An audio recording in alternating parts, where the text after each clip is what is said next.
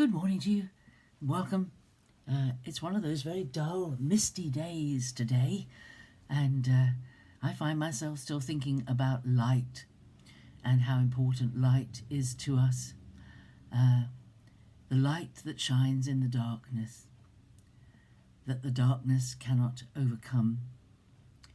And I was thinking, I was remembering a visit that I made with my family when I was still living in South London, and in the outskirts of London, at a place called Chislehurst.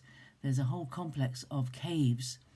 They're all man-made, and not for any kind of mining, but they were carved out by people over the centuries to hide to begin with contraband and that sort of thing, to hide from the elements perhaps. But later on the Romans extended these caves, and there's evidence of the cavaliers hiding in the caves on their horses from the Roundheads during the Civil War.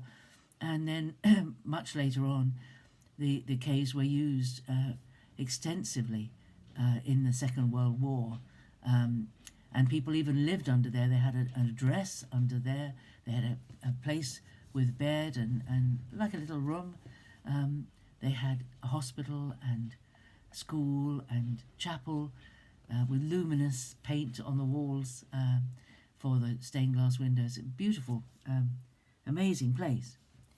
But you can get completely lost. It's so extensive, these caves.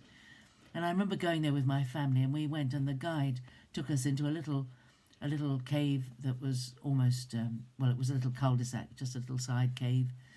And he took away all our lamps and into the next cave, and then covered them all up.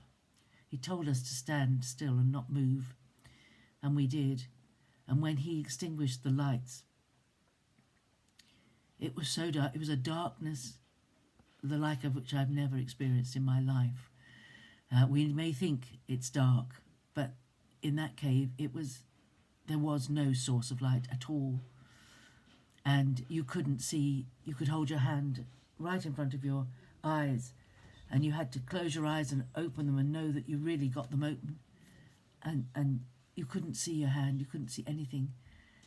And then he came back into our cave, and he lit a match and lit a candle. And one little candle lit the whole of the cave. And that light was so bright, it was astonishing. Light is amazing. The darkness fled from a tiny light.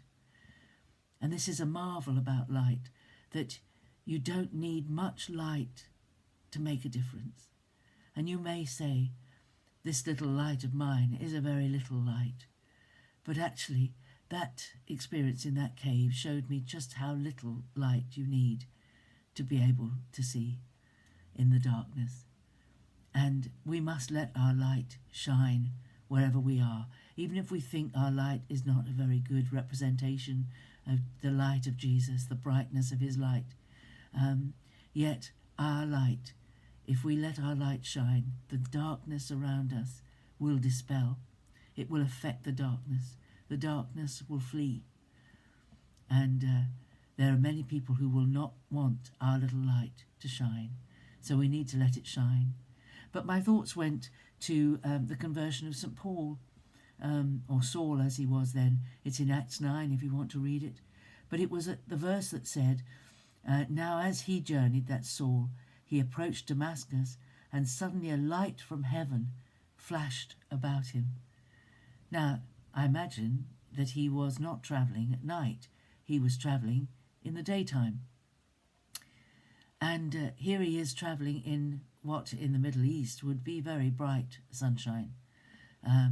And a light flashed around him, so bright that his sight was affected, or the Lord struck him and he couldn't see. I don't know how it happened.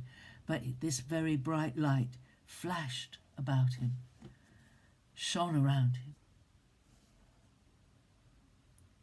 And he was afraid, and he didn't know what it was. It was a shock.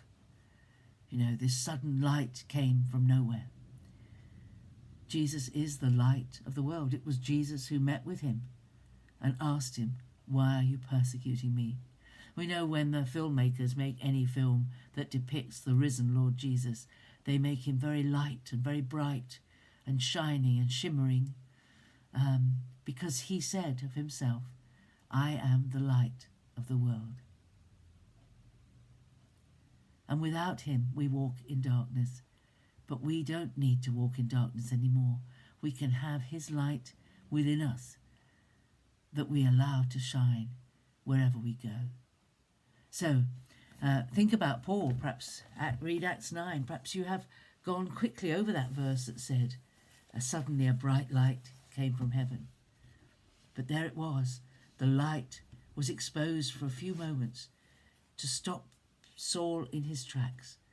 And that light, and then that encounter with Jesus, changed his life forever.